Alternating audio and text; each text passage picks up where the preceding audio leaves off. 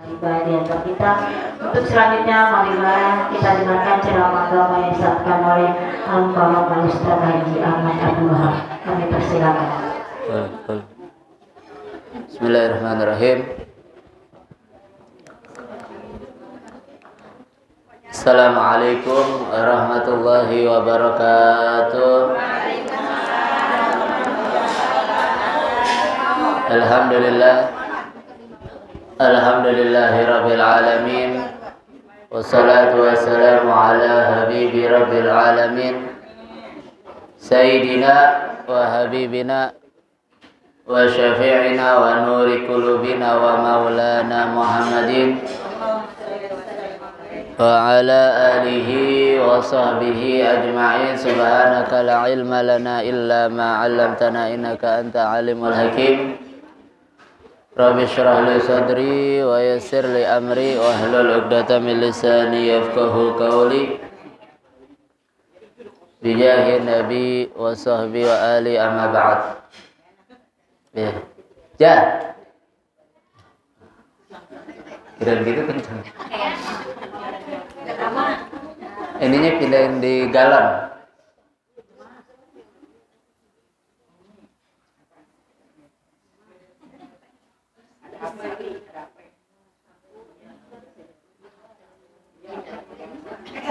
Kadasin, taruh di galon, taruh di galon. Jangan dicabut, jangan dicabut. Taruh situ, naikin.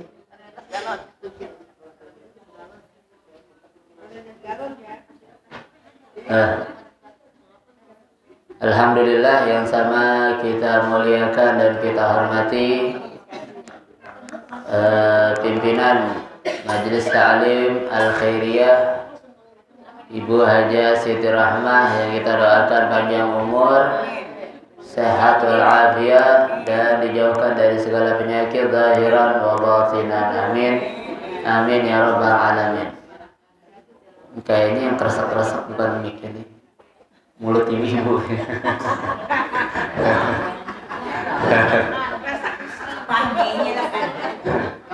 Benar apa enggak? Yang sama kita muliakan para ustazat, Ustazah Haja Aziza, Ustazah Haja Asia, Ustazah Haja Ella, Nur Laila, dan mana lagi? Ustazah Haja Dewi, dan segenap para ustazat yang lainnya yang mohon maaf tidak dapat saya sebut namanya satu persatu. Mudah-mudahan duduk hadirnya kita di majelis ini menambah keberkahan dalam hidup dan kehidupan kita sehari-hari. Amin. Amin ya rabbal alamin. Segenap jamaah Majelis Ta'lim Al-Khairiyah yang dimuliakan oleh Allah Subhanahu wa taala, alhamdulillah kita bersyukur pada Allah Subhanahu wa taala di pagi hari ini kita kembali berkumpul hadir istiqamah menunaikan kewajiban kita, yaitu talabul ilmi faridatun ala kulli muslimin. Nas hadisnya itu ala kulli muslimin, cukup sampai di situ. Jadi muslimin mencakup juga muslimahnya.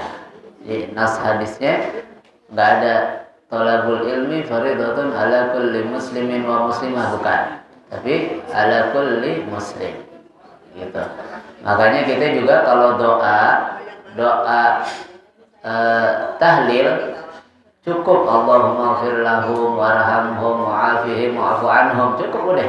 Itu mencakup semuanya, yang kakeknya, yang neneknya, yang anak kecilnya, yang orang tuanya, seluruhnya mencakup. Yang muslim seluruhnya, yang muslimah seluruhnya. Jadi sebenarnya nggak perlu tuh Allahumma ighfir laha warhamha, Allahumma ighfir lahunna warham. Kesian yang amin, kesian, keburu lapar kelamaan doanya. Ya. Karena al-ju' la yarham. Lapar ini nggak bisa ditolerir. Orang lapar repot, nggak bisa ditahan. Begitu. Makanya tuh ada kue makan-makan indah. Ketemu makan siangnya masih lama soalnya. Alhamdulillah kita bisa istiqomah menunaikan kewajiban kita, terus juga menggapai pahala-pahala yang kita dapat dari hadirnya majelis ilmu. Terus juga tadi kita sholat Rabu Akasan nih, udah doanya dibaca semuanya. Iya. Doanya dibaca semuanya, alhamdulillah. Mudah-mudahan kita dijauhkan dari mara bahaya, dijauhkan dari segala musibah, dan dijauhkan dari segala hal-hal yang tidak kita harapkan. Amin. Amin ya rabbal alamin.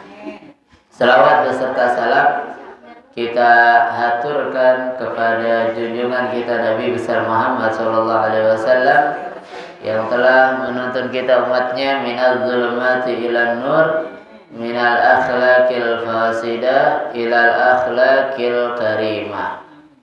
Hadirin hadirat yang dimuliakan oleh Allah Subhanahu wa taala, kita langsung saja lanjutkan kajian kita, yaitu daripada kitab Nasaihul Ibad yang digubah oleh Imam Ahmad bin Hajar Al-Asqalani, yang disyarahkan oleh Imam Muhammad bin Umar An-Nawawi Al-Bantani, sampai kepada babur rubai wal maqalatus saminah, bab yang terkait 44,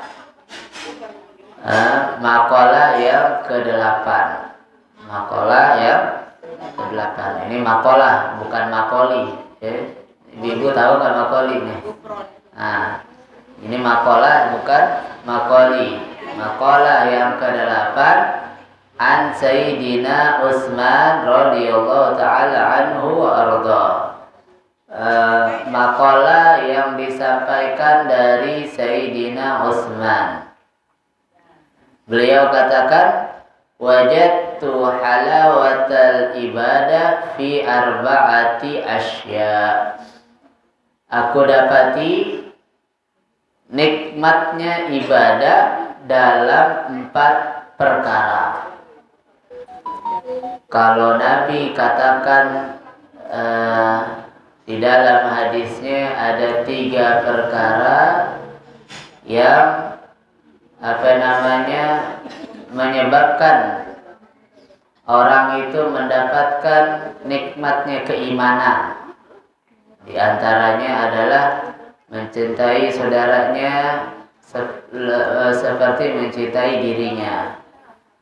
Kemudian membenci maksiat seperti bencinya dia kepada neraka. Ini adalah cara-cara untuk kita mendapatkan nikmatnya keimanan. Nah, ini Sayyidina Utsman bilang, kalau mau mendapatkan nikmat ibadah, caranya ada 4. Jadi ini metode atau caranya Sayyidina Utsman bin Affan untuk mendapatkan nikmat ibadah. Nikmat ibadah. Nah, kita kan tahu nih diri kita. Kira-kira kita ini udah sampai belum yang merasa nikmat dalam ibadah? Ibadah kan macam-macam tuh. Ada yang sholat tahajud, ada yang sholat duha, ada yang sholat 5 waktu, ada yang hadir pengajian model begini. Nah, kira-kira kita hadir pengajian begini, hati kita tentram apa enggak? Kira-kira kita hadir di majelis semacam ini, kira-kira itu kita seperti burung dalam sangkar atau seperti ikan dalam air? Ikan dalam kolam atau ikan dalam air nih? Dalam kolam ada lanjutannya ntar nih. Jadi kita tahu dah diri kita introspeksi diri kita. Nah, kalau masih merasa seperti burung dalam sangkar, mungkin cara Sayyidina Utsman ini bisa bikin kita jadi merasakan nikmat dalam ibadah. Orang kalau nikmat dalam ibadah seperti yang kita sering ceritakan, Sayyidina Ali Zainal Abidin, ibadah sholatnya sampai gak sadar kalau rumahnya dia lagi kebakaran. Atau seperti Habib Muhammad Jamalul Lail, beliau kalau bulan puasa gak mau baca Al-Quran di siang hari. Kenapa? Sebab beliau kalau baca Al-Quran di siang hari, ini Habib Jamalul Lail, beliau merasakan manisnya di lisannya. Baca Al-Quran rasa nikmat, rasa manis. Jadi beliau khawatir itu termasuk dianggap membatalkan puasa, sehingga tidak mau baca Al-Quran di siang hari. Begitu. Jadi kalau udah nikmat, udah ibadahnya nikmat, nah ini baru adalah orang yang hebat. Begitu. Kita kan selama ini kalau sholat cari yang paling cepat. Lihat aja sholat tarawih yang lama, imamnya pasti musolahnya, masjidnya sepi. Terus bukan hanya sepi, itu imamnya digibahin, diomongin sampai tahun depan. Gogah sholat di situ, lama banget imamnya. Begitu, lama banget imamnya. Begitu. Berarti kan kita masih belum nyaman di dalam ibadah. Kalau nyaman itu kan kita merasa betah. Iya. Ngerasa betah, nggak mau selesai. Walaupun udah sore ini mau beduk maghrib, tetap tentram. Lihat aja misalnya ada orang lagi duduk kongkok bertigaan ngomongin orang lain, udah azan tetap diterusin. Kenapa? Merasa nyaman, merasa nyaman. Nah kira-kira kita kalau baca Al-Quran nyamannya sama nggak kayak ngomongin orang? Begitu. Baca Al-Quran udah pengen buru-buru dibalik aja, kagak habis-habis Al-Baqarah dari tadi. Begitu, ini juz 1 kagak habis-habis, kayak buru-buru juz 2. Begitu, pengen buru-buru selesai baca Al-Quran. Nah memang karena kita emang manusia dan diciptakan dibarengi dengan hawa nafsu, jadi normal. Kalau hal yang semacam itu terjadi sama kita, normal, biasa. Karena kita memang diciptakan dengan hawa nafsu, kita bukan malaikat. Dan hawa nafsu kita selalu mengajak kepada keburukan. Nggak ada hawa nafsu ngajak baik, nggak ada. Ngajak hadir pengajian, nggak ada, nggak mungkin. Jadi memang lumrah, normal kalau kita ibadahnya merasa berat, melakukan kebaikan merasa berat, bikin maksiat enteng, nikmat, itu normal.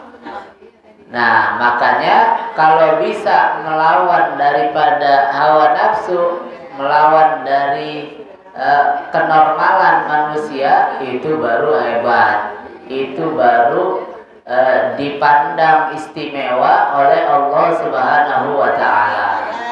Makanya itu Nabi setelah pulang dari perang Badar, perang yang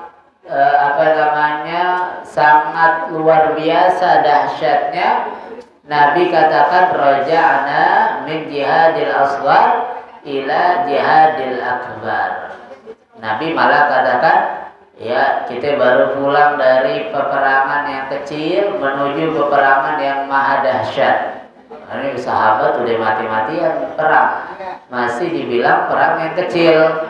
Begitu. Apa perang yang maha dahsyat? Adalah perang melawan hawa nafsu. Susah melawan hawa nafsu. Coba kita introspeksi diri kita di sini. Yang paling taat sama suaminya kira-kira kita apa bukan? Tuh. Yang paling taat kira-kira kalau suaminya bilang A, kita bilang A juga apa B, C, D, Z sampai Z semuanya banyakan kita. Begitu. Berarti apa namanya memang sulit melawan hawa nafsu. Melawan hawa nafsu. Terus lagi apa ya? Kira-kira kita melawan hawa nafsu dari lisan kita aja. Satu nih, nggak usah mata, nggak usah telinga, nggak usah kaki, nggak usah perut. Satu, lisan kita jaga lisan kita. Apakah kita bisa jaga itu lisan kita atau masih belum bisa jaga? Lisan ini paling banyak potensi bikin dosa dan paling banyak potensi bikin pahala. Ini lisan. Jadi lisan itu kayak pisau. Ada yang tumpulnya, ada yang tajamnya. Kayak handphone bisa jadi manfaat, bisa jadi tidak manfaat, malah jadi mudarat. Nah, kalau kita bisa jaga itu lisan kita dari ngomongin orang, lisan kita dari adu domba, lisan kita dari dusta, lisan kita dari ngejek orang, lisan kita dari merendahkan orang, lisan kita dari menjilat orang. Ini lisan banyak banget dosanya. Bohong, gibah, adu domba, fitnah, terus jelekin orang, jelekin salah, muji jilatin orang. Begitu, menjilat orang. Terus sampai lagi ngomong yang nggak penting aja dia salah. Tulisan ngomong yang nggak penting, yang nggak ada gunanya, yang tidak menghasilkan dosa, tidak menghasilkan pahala, itu lisan udah salah. Jadi paling banyak tuh lisan paling banyak potensi untuk melakukan dosa.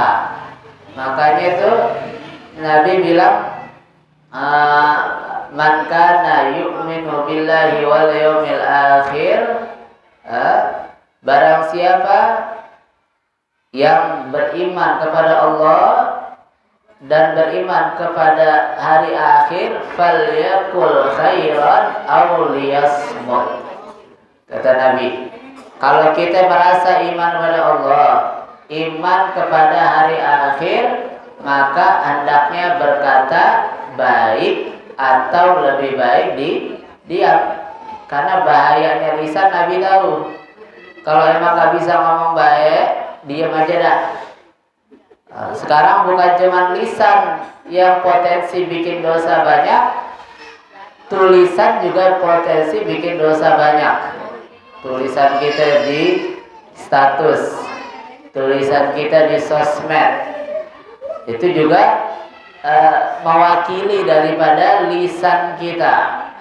Tulisan kita kadang-kadang menyinggung orang lain, kadang-kadang menghina orang lain, kadang-kadang bikin adu domba. Saya nggak pernah nulis status, alhamdulillah. Tapi saya suka kiriman orang langsung tanpa dibaca, sama aja. Begitu. Kiriman orang di grup atau di japri, kita kirim lagi langsung tanpa kita baca. Nah, ini juga membahayakan kalau di situ termasuk ada ujaran kebencian, ada fitnah, ada hoax atau kebohongan, maka kita ikut serta dalam dosa kebohongan tersebut. Makanya itu lebih baik diam. Ada permasalahan di sosmed misalnya, apapun itu, kita tidak dapat, kita nggak bisa menghentikan keburukan tersebut, maka lebih baik kita nggak usah ikut-ikut. Misalnya ada apa itu? Ada penistaan agama, ada berita penistaan agama. Nah, kita nggak bisa menghentikan dia, mendingan diam. Enggak, saya mau kasih info kaum muslimin biar pada tahu, bukan biar pada tahu kaum muslimin. Justru kita malah makin menyebarluaskan penistaan agama. Makanya sekarang makin banyak penistaan, baik itu yang membakar Al-Quran atau yang menghina para aulia, para nabi, para rasul dan lain sebagainya, makin banyak tersebar di mana-mana. Bukan bukan karena satu hal, akan tetapi karena ulah kita sendiri. Kita maksudnya mau kasih tahu. Kita mau kasih tahu orang biar tahu nih orang jahat nih dia, begitu. Justru bukan mau kasih tahu kebaikan, malah memperburuk keadaan. Sehingga orang lain jadi banyak melihat penistaan agama. Sehingga penistaan itu semakin luas. Luas. Begitu. Misalnya contoh gampangnya yang dekat. Misalnya ini majelis taklim ibu-ibu al-khairiyah. Ada satu orang bilang ini majelis taklim semuanya kena di situ ada orang yang sakit COVID misalnya. Ada satu yang kena sakit COVID nih di al-khairiyah. Begitu. Kita maksudnya mau jaga-jaga biar yang lain jangan sampai kena COVID. Begitu. Kita sebar di setiap grup kita. Ini ada berapa puluh orang di sini. Setiap orang ada 10 sampai 20 grup di dalam HP-nya. Kan begitu. Macam-macam grupnya kita sebar. Akhirnya yang orang-orang gak ada yang tahu dan itu belum tentu benar beritanya, apakah benar ada yang sakit atau enggak. Akhirnya seluruh kampung, bahkan satu Jakarta, bahkan mungkin satu Indonesia tahu di sini ada yang kena COVID. Akhirnya yang jelek majelis taklim kita sendiri yang jelek. Begitu. Maksud kita baik tapi malah justru memperkeruh keadaan. Begitu. Makanya tutupin. Ada masalah apapun, masalah penyakit misalnya COVID atau masalah syariat. Ada seseorang yang naudzubillah, mudah-mudahan Allah jaga keluarga kita, orang yang hamil di luar nikah, tutupin, jangan diceritain. Tutupin, jangan diceritain karena tidak menutup kemungkinan keluarga kita bakal kena terjadi hal semacam itu. Sebab itu Nabi SAW katakan di dalam hadisnya, orang yang mengejek, makna hadisnya, orang yang mengejek orang lain dengan satu kemaksiatan, maka dia tidak akan dimatikan oleh Allah, melainkan setelah dia melakukan dosa tersebut. Kan mengerikan. Begitu.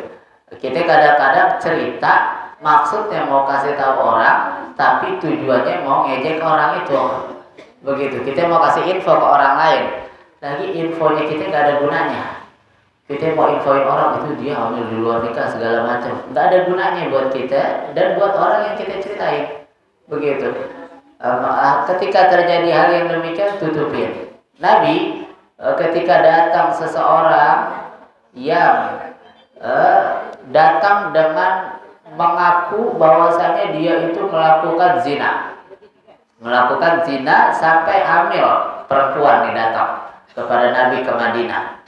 Nabi bilang mungkin pertama dia datang dia bilang zina, mungkin kamu hanya pegang-pegangan aja. Enggak, Nabi sampai wakaf. Terus kata Nabi mungkin hanya demikian saja, kata Nabi. Enggak, akhirnya kekeh dia. Akhirnya orang ini mengaku bahwasanya dirinya hamil. Nabi enggak langsung memutuskan untuk menjalankan rajam atau dan lain sebagainya. Nabi bilang, ya udah, tunggu sampai anakmu lahir. Tunggu sampai anakmu lahir. Udah lahir setahun tuh. Habis itu bawa bayinya. Tetap mau pengen ditegakkan yang namanya had atau rajam. Kata Nabi, tunggu, susui dulu tuh bayinya. Nyusuin 2 tahun. Ditunggu 2 tahun. Maksudnya apa ya? Biar barangkali ini orang berubah pikiran sehingga dia nggak balik lagi ke Nabi. Udah cukup dengan taubatnya dia sampai situ, nggak perlu didirikan had kepada dia, nggak perlu dilempar rajam, nggak perlu dicambuk. Ini orang cukup dengan demikian, mungkin dia nggak balik lagi, udah cukup taubatnya sampai situ, udah insya Allah diterima sama Allah. Tapi enggak, ini orang kekeh, datang lagi setelah 2 tahun ingin dijalankan yang namanya had, dirajam oleh Nabi SAW. Datang lagi sehingga dijalankan yang namanya had tersebut, dirajam orang tersebut sehingga meninggal dunia. Maka selesai didirikan tuh raja had kepada perempuan tersebut, sebagian ada orang-orang yang ngomentarin, ini perempuan ngomong jelek dah, ngomong jelek begitu. Akhirnya Nabi dengar ada segelintingan orang yang beranggapan ini perempuan adalah perempuan yang hina, yang nista, yang melakukan keburukan segala macam, mati dalam keadaan dirajam begitu. Akhirnya Nabi katakan, ketahuilah kalian ini seandainya taubatnya ini perempuan ditimbang dengan taubatnya seluruh kota Madinah, satu kota Madinah taubat, ditimbang beratnya sama taubatnya ini perempuan sendirian, pasti taubatnya ini perempuan lebih mengungguli daripada taubatnya kalian semua yang ada di kota Madinah. Begitu. Artinya tutupin. Kalau terjadi hal yang semacam itu atau yang lainnya, tutupin. Kita nggak bisa benerin, kita tutupin. Begitu. Jangan kita umbar. Sebab Allah itu sifatnya itu menutupi. Man satara musliman satarallahu yaumal qiyamah. Orang yang menutupi aib saudaranya di dunia, satu aib dia tutupi, maka Allah akan menutupinya 70 aib di hari kiamat. Kita kan pengennya aib kita ditutup. Nah, sekarang kita ini yang hadir di sini, kalau aib kita dibuka sama Allah Subhanahu wa taala, pasti kita nggak mau duduk satu sama lain saling berdekatan. Begitu. Kita semuanya punya aib masing-masing. Nah, kita jangan menghakimi aibnya orang. Boleh jadi aibnya kita itu lebih busuk daripada aib orang yang kita omongin. Begitu. Makanya kalau kita mau ditutup aib kita nanti di hari kiamat, tutupin aibnya orang. Jangan kita buka, jangan diumbar, dan gak ada gunanya. Kita buka aib orang gak ada gunanya. Gak ada untungnya. Nanti kita kalau suka buka aibnya orang di dunia, nanti di akhirat aibnya kita bakal diambrak-ambrak sama Allah Subhanahu wa taala. Bakal dipermalukan kita di depan orang-orang seluruh dunia. Kita lebih malu lagi. Yang mempermalukan Allah Subhanahu wa taala. Kita suka mempermalukan orang, bukan orang yang balas, tapi Allah yang balas mempermalukan kita nanti di akhirat. Waliyadzubillah, cuma na'udzubillah. Kita balik lagi. Jadi hal yang bisa kita tempuh untuk mendapatkan nikmatnya ibadah ini ada 4, kata Sayyidina Utsman bin Affan. Yang pertama adalah awwaluha fi adai faraidillah. Yang pertama adalah dengan menjalankan kewajiban-kewajiban Allah. Semua yang wajib apapun. Salat 5 waktu. Ini yang inti, yang sehari-hari kita lakukan. Rukun Islam itu semuanya. Ada salat, terus ada zakat, ada puasa, ada haji. Kita jalankan itu semuanya. Haji jika mampu. Kalau nggak mampu nggak usah dipaksain. Kalau ibadah haji ini jika mampu. Kalau nggak mampu jangan dipaksain. Kalau dia mampu harus dijalanin. Begitu. Jadi haji ini bukan ibadah yang harus kita laksanakan, harus kita paksakan, harus kita usahakan. Enggak. Kalau kita udah mampu, kerjain, laksanakan. Kalau nggak mampu jangan dipaksain. Artinya apa? Jangan sampai kita utang-utang atau jual sesuatu, misalnya bandanya yang harusnya bisa dipakai untuk anak keturunannya, kita sampai utang-utang untuk berangkat ibadah haji. Nggak usah pakai utang kalau ibadah haji, nggak usah pakai utang. Sebab kalau utang berarti dia nggak mampu. Kalau nggak mampu nggak wajib buat dia. Begitu. Kalau dia mampu baru berangkat. begitu. Kalau nggak mampu jangan dipaksain, kecuali dia mampu nggak mau berangkat. Nah ini yang berbahaya, ini yang diancam oleh Nabi Shallallahu Alaihi Wasallam. Nah, kalau nggak mampu, nggak ada kewajiban dia untuk ibadah haji. Sesuatu yang dipaksakan biasanya bukan datangnya dari Allah Subhanahu Wa Taala. Begitu. Jadi kita jalanin ibadah, sholat dah yang paling gampang, sholat 5 waktu. Nah, yang paling gampang juga, susah juga sholat ini. Kelihatannya doang mudah. Ibadah sholat kita jalanin.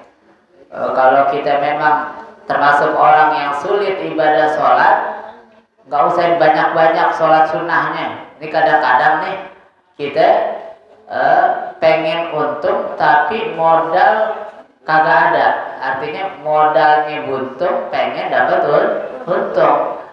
Artinya gimana? Sholat tahajud, iya tahajud sampai 20 rakaat. Tapi habis itu belum nggak sholat subuh karena ngantuk sholat tahajud, akhirnya ketiduran, bangun setengah 8 langsung datang kemari, nggak pakai sholat subuh dah tuh. Atau kadang-kadang malah nggak pakai sholat isya, langsung sholat tahajud. Nah, ini lebih salah lagi, sholat sunnah malam baru dianggap sah setelah melaksanakan sholat isya, tarawih misalnya. Ada lagi yang salah kaprah, saya selalu sholat berjamaah sambil nunggu, karena saya suami saya belum pulang kerjanya jam 9, begitu. Sambil nunggu suami saya pulang kerja, baru saya mau sholat isya, saya sholat tarawih duluan di rumah sendiri. Ini salah namanya, sholat tarawih setelah sholat isya. Nah yang kayak begini namanya pengen untung malah buntung, begitu. Modalnya nggak balik, dapat untung dari mana, kan begitu. Nah nyari jarum nggak pakai kilang, begitu. Kayak zamannya yang tahun 98 tuh penjarahan, bawa motor datang ke toko ngambil TV, motornya dibakar. Nah, motornya dibakar sampai masa, dianya dapat TV. Begitu, mau untung malah buntung. Begitu. Jadi jalanin kewajiban aja dulu. Kalau emang kita banyak yang bolong kewajibannya, yang wajib aja dulu dah. Yang sunnah, yang wajib ini pahalanya mengalahkan daripada yang sunnah. Tahajud yang pahalanya luar biasa, nggak ada apa-apanya dibandingkan sholat subuh berjamaah. Terus apa lagi? Duha yang mendatangkan kita ketahui bahwasanya itu dapat memudahkan rezeki kita. Sholat subuh kita lebih cepat lagi mendatangkan rezeki kita, begitu. Sedekah di mana-mana, diumumkan di musola, di masjid, fulan bin fulan sedekahnya 10 juta. Fulan bin fulan bantuin beli masjid ini, fulan bantuin beli musola ini, tapi nggak bayar zakat, tapi nggak bayar kewajiban zakat. Apalagi sampai nggak bayar zakat fitrah yang sedikit. Zakat fitrah kan sedikit tuh, zakat yang paling sedikit tuh, begitu. Lebih baik nggak usah sedekah, bayar aja zakatnya. Lebih baik nggak usah sedekah tapi bayar aja zakatnya. Kalau lebih bagus lagi bayar zakat juga, bayar sedekah juga. Karena sedekah ini sunnah tapi bayar zakat ini wajib. Ada lagi puasanya, puasa Daud, puasa Senin Kemis kurang, puasa Daud. Tapi bulan Ramadan nggak puasa. Bulan Ramadan nggak puasa. Saya udah lama puasa, udah setahun. Ramadan istirahat dah. Ini kebalik namanya, begitu. Jadi kerjakan yang wajib dulu. Ini yang pertama, yang wajib mesti kita kerjakan dulu. Jadi prioritas hidup kita melaksanakan yang wajib, begitu. Pertama, baru kalau emang udah dijalankan semua yang wajib, baru kita nyusul untuk melaksanakan yang sunnah. Ini yang pertama, kiat-kiat, cara-cara untuk dapetin nikmat ibadah, jalanin yang wajib. Yang kedua adalah Fistinabi ma'arimillah adalah dengan menjauhi diri dari hal-hal yang dilarang Allah.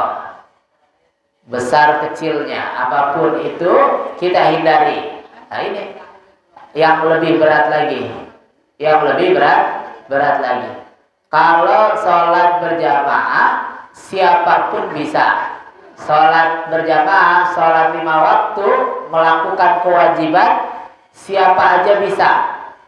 Orang soleh bisa sholat 5 waktu.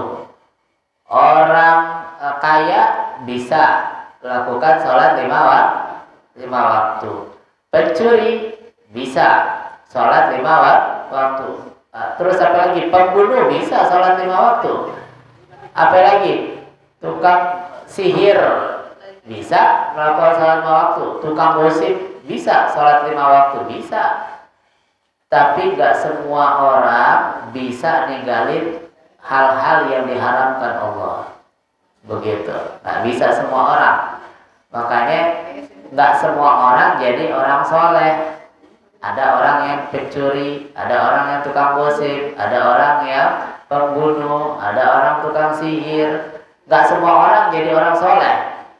Karena gak semua orang bisa ninggalin dosa. Pencuri gak bisa ninggalin pencuriannya. Dosa mencurinya gak bisa dia tinggalin. Tukang gosip bisa tahajud, bisa. Sholat 5 waktu bisa. Tapi dia gak bisa ninggalin gosipnya. Gak bisa ninggalin dosa gosipnya. Gak semua orang. Maka orang yang bisa ninggalin hal-hal yang diharapkan Allah lebih istimewa lagi daripada orang yang bisa melaksanakan ibadah-ibadah sunnah. Ahli tahajud hebat, tapi lebih hebat lagi orang yang bisa ninggalin gosip. Ahli duha luar biasa, tapi lebih luar biasa lagi orang yang tidak mencuri. Begitu. Jadi ninggalin dosa itu lebih afdal daripada melakukan ketaatan. Dan perintahnya Allah adalah dalam urusan ketaatan itu pakai istilah mastata'tum.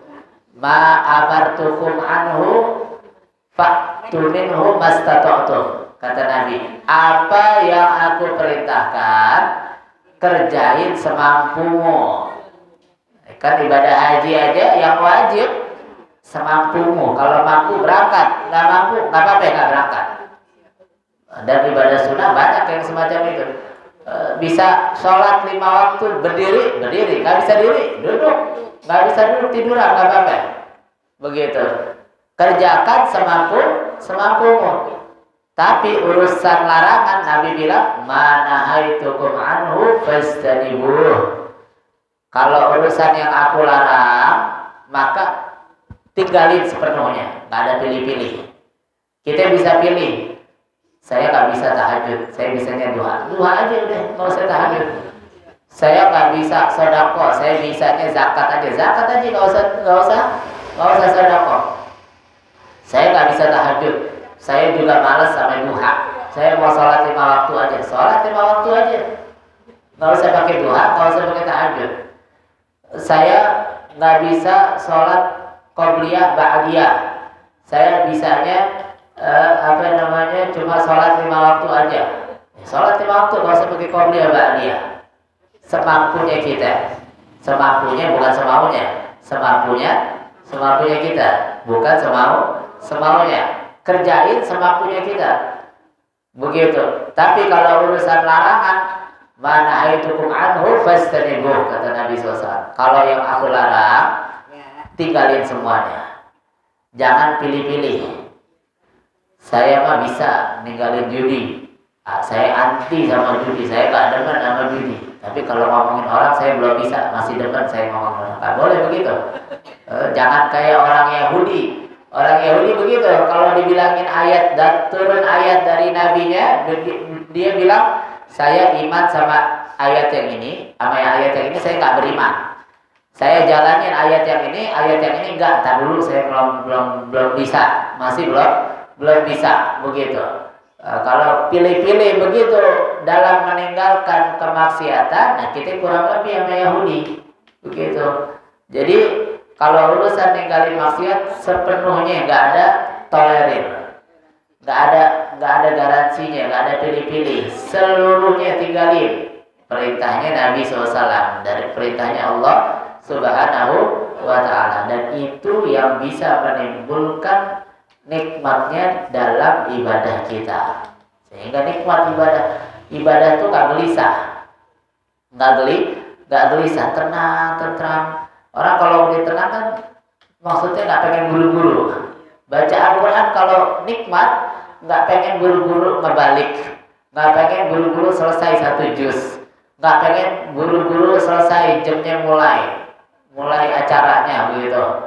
Tapi nikmat begitu, nikmat kayak kita kalau lagi nikmati kita misalnya suka nonton sinetron, kita nikmat 1 jam 1,5 jam nggak kerasa tahu-tahu habis. Kita kesel banget, udah habis aja cepet banget begitu. Kenapa?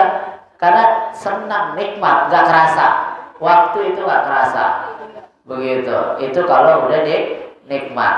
Terus yang ketiga nih, wasalis fi amri bil ma'ruf. Yang ketiga, untuk kita mendapatkan nikmatnya ibadah adalah dengan cara amar ma'ruf, mengajak atau memerintahkan kepada kebaikan. Perintahin kebaikan sama anak kita. Kita perintahin anak kita untuk sholat 5 waktu, bangunin subuh-subuh.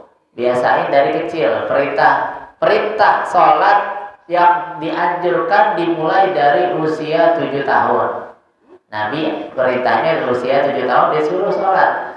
10 tahun kalau udah susah diajak sholatnya, boleh dipukul, disentil, dijewer, siramin air. Begitu.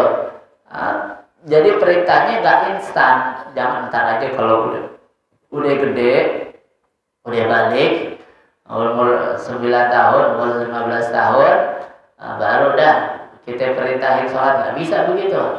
Kalau udah dibanting orang tuanya, kalau umur segitu kita baru mau perintahin sholat, udah bisa ngelawan sama orang tuanya. Makanya itu kalau ada anak ngelawan sama orang tuanya, boleh jadi bukan serta-merta salah sama anaknya. Kenapa? Sebab ini orang tua kurang galak waktu masih kecilnya. Waktu masih kecilnya dianem, dimanja. Emang anak kita sayang, semua juga anak sayang. Nggak ada yang benci sama anaknya. Begitu. Semuanya sayang, cuma cara menyayangi anak harus benar, jangan sampai salah. Salah-salah itu anak bakal ngelawan sama kita. Kalau udah ngelawan sama kita, itu anak nantinya udah pasti celaka dunia akhirat. Gara-gara apa? Gara-gara sayangnya kita sama itu anak. Sayangnya kita malah menjerumuskan itu anak. Makanya itu Nabi bilang, bakal datang satu zaman halakul mar'i ala yadi abawai, atau kama qala Nabi SAW. Nanti itu akhir zaman banyak anak yang celaka di bawah tangan orang tuanya. Jadi celakanya anak malah gara-gara orang tuanya. Orang tuanya nggak mendidik, kurang galak, kurang ngajak, begitu. Sekarang di sini mungkin anak-anakku udah pada gede-gede kali ibu-ibu. Yang punya anak kecil-kecil ada ya yang anaknya diajak hadir pengajian. Ada nggak anaknya yang disuruh untuk hadir untuk ikut ngaji Iqra? Itu anak-anak kecil tuh wajib belajar Al-Quran. Mau itu Iqra, mau itu ada metode yang baru Qiraati. Itu anak-anak SD mulai dari TK sampai SD itu wajib dia bisa baca Al-Quran di umur segitu. Karena kalau di umur segitu dia nggak bisa baca Al-Quran, SMP makin susah lagi dia belajar. Bukan susah belajar ya, malu. SMA makin malu. Udah gedean lagi, makin malu lagi, makin jauh, makin gak kenal sama huruf. Makanya ada dulu orang-orang Betawi dulu, lu boleh bandel, tapi lu jangan sampai gak kenal huruf. Jangan sampai gak kenal Al-Quran. Bandel boleh, tapi jangan sampai nggak kenal Al-Quran. Begitu, didikannya masih bagus. Begitu. Orang bandel itu wajar. Tapi kalau nggak kenal huruf, lu kebangetan. Begitu. Jadi didikan orang tua itu penting, mesti diajak hadir pengajian, dibiasain, diajak untuk belajar Al-Quran, TPQ atau belajar Iqra, dimanapun sama, belajar sama aja, belajar Al-Quran, belajar Iqra, di mana aja. Kita punya anak, sekarang kita punya cucu, apalagi cucu kita, orang tuanya dua-duanya kerja kadang-kadang, orang tuanya dua-duanya kerja. Nah kita sebagai nenek sayangnya 70 kali lipat sama cucu. Kalau anak kita sayang satu, cucu kita 70. Nah akhirnya karena kita sayang, kita alam itu cucu, sehingga cucunya ngelawan sama orang tuanya, ngelawan sama kakek sama neneknya juga akhirnya. Begitu. Makanya kita sebagai orang tua, nenek dan ya, anak kebanyakan cucunya nih sekarang ngurusi cucu semua nih. Jadi, kita ngurusi cucu juga jangan sampai kita membatalkan didikan daripada orang tua. Orang tuanya dia itu anak kita. Kadang-kadang anak kita didik anaknya, cucu kita itu dengan didikan yang semacam ini, semacam itu, sama kita udah nggak apa-apa, udah biarin, sehingga itu anak jadi berani ngelawan perintah orang tuanya dia. Gara-gara siapa? Gara-gara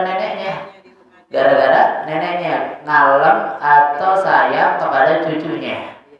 Makanya sekali lagi tuh, sayang itu ada caranya, ada caranya. Kita umur 6 tahun kita sayang, kalau kita sayang semuanya kita turutin, dia minta motor kita kasih motor.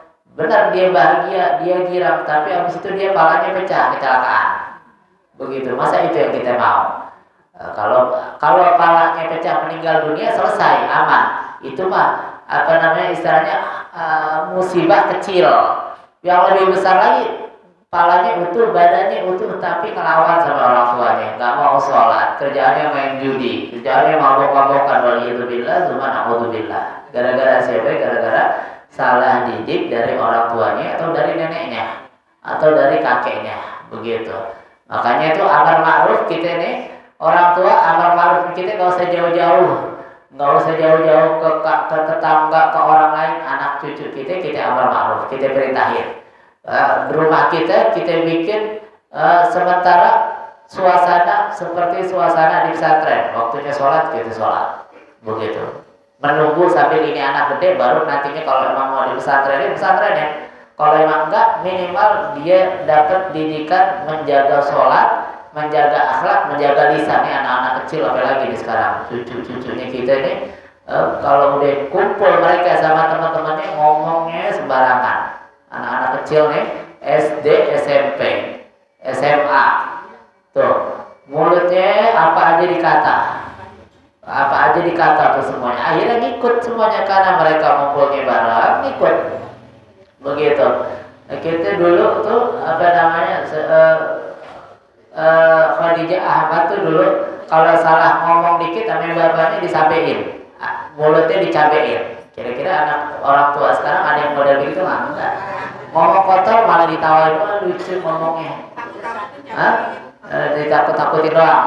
Kalau ini mah enggak, dikasih beneran, dijejelin. Ada ngomong salah sedikit langsung. Sehingga itu anak takut. Itu anak enggak mengulangi apa yang dia lakukan. Begitu. Jadi kita bukan galak, bukan kejam, tapi mendidik. Nah, yang terakhir untuk mendapatkan nikmatnya ibadah adalah ibtigha'u sawabillah warabi fi nahyi 'anil munkar wal ittiqa min ghadabillah.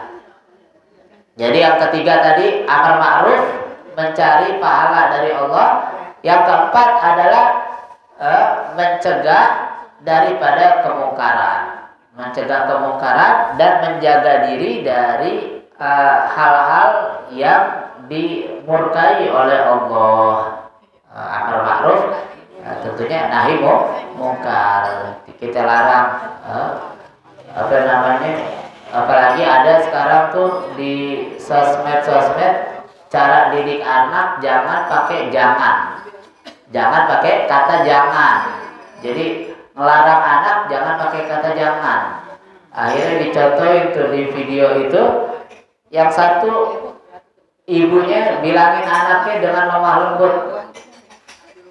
Anaknya main makanan gitu ditumpah-tumpahin, maksudnya biar jangan numpah-numpahin makanan, dibilangin pelan-pelan, ya, ini nanti tumpah, ini segala macam, tetap aja ditumpah itu anak.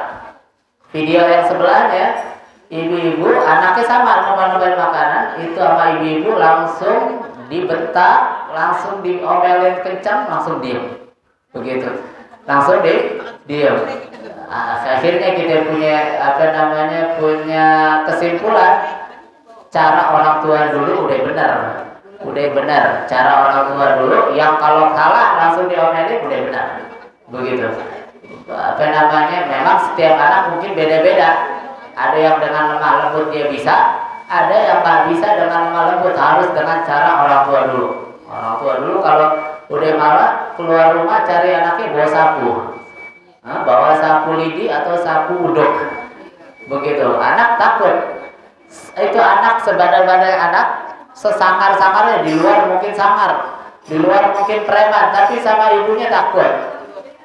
Nah sekarang anak sekarang kecil-kecil, masih SMP, masih SMA, sama ibunya berani banget, sama bapaknya ngomong sekencang-kencangnya, begitu. Waliyadzubillah, cuma na'udzubillah. Mudah-mudahan kita punya anak